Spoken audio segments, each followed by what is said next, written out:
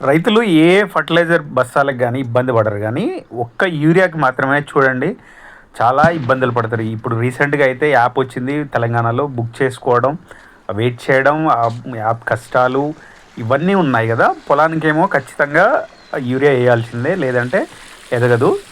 ఆహ్, కానీ ఈ యూరియా కష్టాలు మాత్రం అలాగే ఉంటున్నాయి. అసలు ఎందుకు? అనేది నేను ఒకసారి మీకు ఎక్స్‌ప్లెయిన్ చేస్తాను. యూరియాకి మాత్రం ఎందుకు ఈ కష్టాలనేది. హాయ్ అండి. నేను మీ అనామక రైతు అనానమస్ ఫార్మర్. మనకి ఖచ్చితంగా పొలానికి యూరియా వేయాల్సిందే. దాంట్లో పొటాష్ కలుపుకొని వేసుకుంటాం. అది వేరే విషయం. కాకపోతే దీనికి మాత్రమే ఎందుకు కష్టాలు? ఆఫ్టర్ ఆల్ 300 ఉంటుంది. అంతకంటే ఎక్కువ ఉండదు. కానీ దీనికి ఎన్నో కష్టాలు పడాల్సి వస్తుందనమాట. వేరే పిండి బస్తాలు, ఫర్టిలైజర్ బస్తాలకి అంత కష్టం ఉండదు. ఎందుకు? దానికి ఇంకెక్కువ రేట్లు. దీనికి తక్కువ. రైతులు ఇక్కడే షాక్ అవుతారు.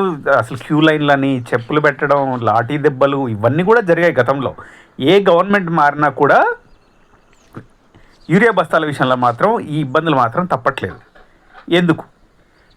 అంటే యాక్చువల్‌గా ఏంటి అంటే, ఇవి ధాన్యానికి, తిండి గింజలకి, డైరెక్ట్ అన్నంకి సంబంధించింది కాబట్టి యూరియా అనేది ఇక్కడే వాడతాం. మనది ఎక్కడ వాడం కదా!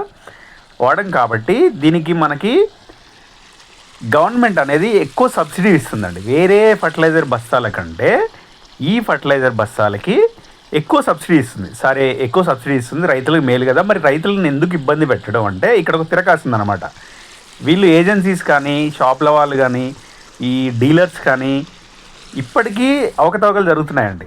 ఇప్పటికీ అవకతవకలు జరుగుతున్నాయి. నేను మీకు చూపిస్తాను. మీకు ఇంతకుముందు చూపించాను యూరియా బస్తా మీద ఎంత మీకు సబ్సిడీ వస్తుందనేది. దగ్గర దగ్గర రూ. 1947 వస్తుందండి.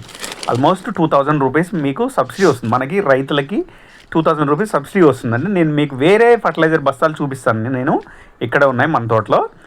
జనరల్గా పొలం కాకుండా వేరే ఏ పంటకైనా, తోటలకైనా, దేనికైనా మనం డైరెక్ట్ వెళ్తాం. డీలర్ దగ్గర కానీ, షాప్ దగ్గర కానీ పిండి బస్తాలు వేసుకుంటాం. అంత ఇబ్బంది పడం. ఇది ఫటాఫట్ జరిగిపోతుంది. ఎప్పుడైతే మనకి పొలం దగ్గర వస్తుందో అక్కడే చాలా ఇబ్బందులు అవుతుంది. ఎందుకు అవుతుందంటే నేను మీకు చూపిస్తాను చూడండి. ఇది సిఎంఎస్లో ఏంటి, చాలా తక్కువ ఉంటుందండి సబ్సిడీ. మనకు 200 అంతే ఉంటుంది. ఈ 28 కానీ, 14, 35, 14 కానీ ఏ ప్రోడక్ట్ అయినా, ఏ ఫర్టిలైజర్ అయినా కానీ మనకి 600 దాటదండి సబ్సిడీ. మనకి 200, 300 అంతే ఉంటుంది. ఎక్కడైతే యూరియా వస్తుందో యూరియాకి జస్ట్ మనకి 300 వస్తుంది. ఆల్మోస్ట్ 2000 సబ్సిడీ వస్తుంది అనమాట. అక్కడ వాళ్ళు మిగిలించుకుంటారని ఈ కండిషన్స్.